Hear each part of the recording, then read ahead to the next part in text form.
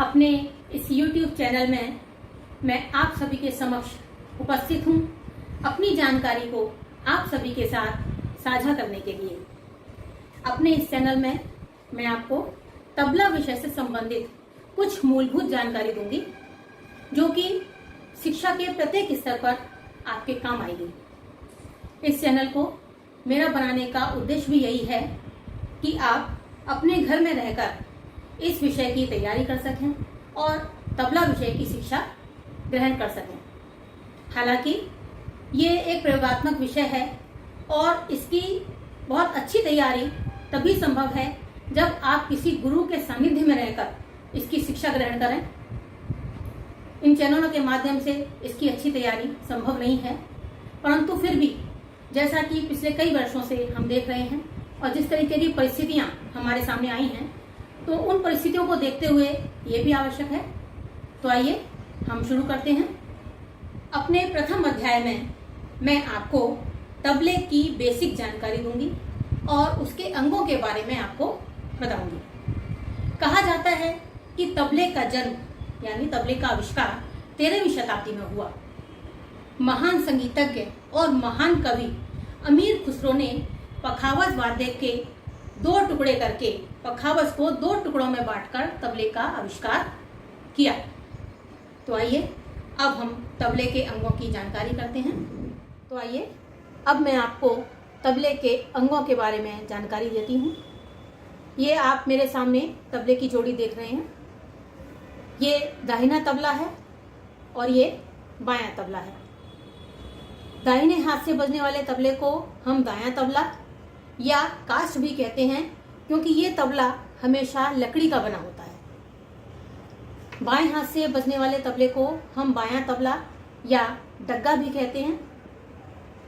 ये बायां तबला अर्थात डग्गा किसी भी धातु का बन सकता है, जैसे कांसा, पीतल, स्टील या लोहा। ये मेरा तबला पीतल का बना हुआ है। प्राचीन समय में बायां तबला मिट्टी का भी बना होता था, परंतु वर्तमान में इसका प्रचलन कम होता जा रहा है।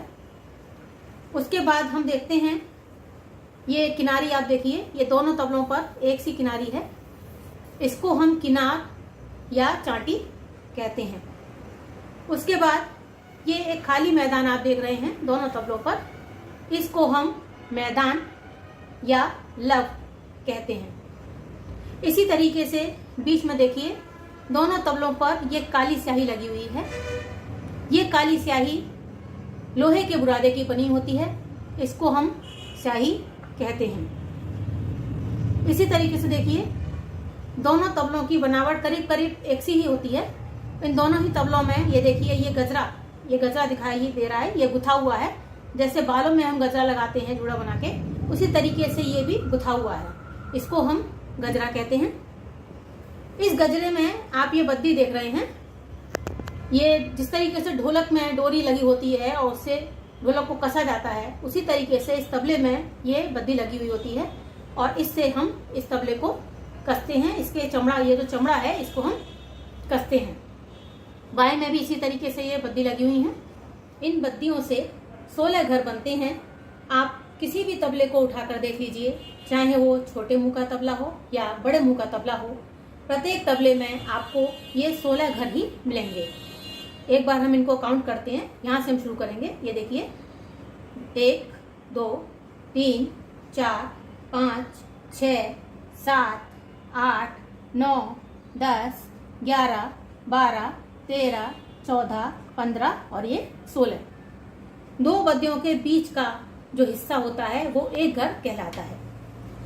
इन 16 घर के बीच में ये 8 गट्टे होते हैं। ये देखिए ये गट्टे लगे हुए हैं, इसमें 8 गट्टे होते हैं जो इन 16 घरों के बीच में लगे होते हैं। 2-2 बद्दी के बीच में एक एक गट्टा कवर करता है, इनको हम गट्टा कहते हैं। इन गट्टों का इस्तेमाल तबले को चढ़ाने में, स्वर को ऊंचा करने में और तबले को उतारने में, स्वर को नीचा करने में इसका इस्तेमाल किया जाता है। इसके बाद सबसे आखिरी में हम देखते हैं ये इंडोरी है। ये देखिए ये तबले को रखने के काम में आती है। इसके ऊपर हम तबले को रखते हैं जिससे कि आपका तबला जमीन से टच ना करे और तबले में गूंज उत्पन्न होती रहे। तो बच्चों, आज का हमारा प्रथम अध्याय यहीं पर समाप्त होता है। आज के अध्याय में आपने सीखा कि तबले के कौन कौन से अंग होते हैं, तबले के अंगों के बारे में आपने जानकारी ली।